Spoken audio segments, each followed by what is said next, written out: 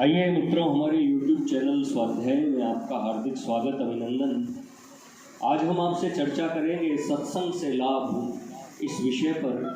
अगर आपने हमारे चैनल को लाइक और सब्सक्राइब नहीं किया है तो आपसे निवेदन है, कृपया चैनल को लाइक और सब्सक्राइब अवश्य करें। सत्संग से सब कुछ संभव है। नीच से नीच मनुष्य भी सत्संग के प्रताप से बहुत शीघ्र परम पद को प्राप्त कर सकता है। गीता अध्याय 13 का 25वां श्लोक इसमें प्रमाण है। शास्त्र प्रमाणों के सिवा ऐसे इतिहास और प्रत्यक्ष घटनाओं की भी कमी नहीं है जिनसे यह पता लगता है कि वाल्मीकि की भांति महान पापी भी सत्संग के प्रताप से सच्चा महात्मा बन सकता है। सत्संग से ही मनुष्य के अवगुणों का नाश होता है। जब मनुष्य सत्संग नहीं करता तब तक उसे अपने अवगुणों का पता ही नहीं लगता। बिना पता लगे अवगुणों का नाश नहीं होता।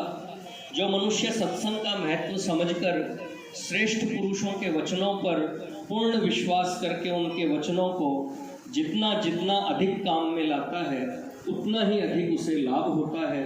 वास्तविक लाभ उसके भावों पर ही निर्भर है। कोई भाई यदि ऐसा कहे कि मुझे सत्संग करते बहुत समय हो गया परंतु कोई लाभ नहीं हुआ, तो इसका उत्तर यह है कि यदि उसने वास्तव में सत्संग किया है तो उसे लाभ अवश्य हुआ है।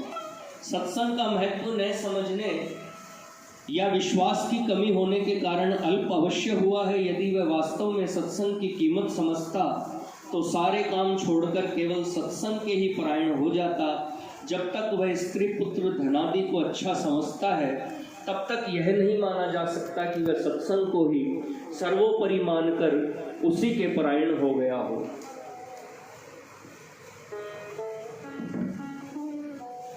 बहुत से लोग तो धन जन मान आदि अनेक प्रकार की कामनाओं में से किसी एक या अधिक को मन में रखकर स्वार्थ साधन के लिए ही सत्संग में जाया करते हैं। उनको अपनी भावना के अनुसार ही फल भी मिलता है। कहीं कहीं तो सूक्ष्म स्वार्थ हृदय की इतनी गहराई में छिपा रहता है कि उसका पता ही नहीं लगता। अन्य स्वार्थों का तो पता लग भी जाता है परंतु मान बढ़ाई प्रतिष्ठा आदि का पता लगना बहुत ही कठिन होता है। बहुत बार मनुष्य का मन ही उसे धोखा दे डालता है। अच्छे अच्छे साधक इसके फेर में पड़ जाते हैं।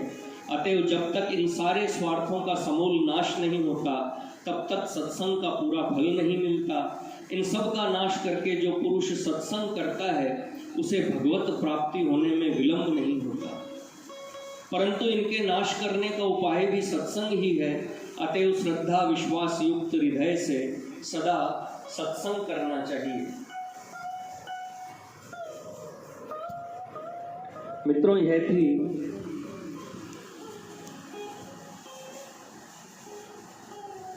सत्संग से लाभ इस विषय पर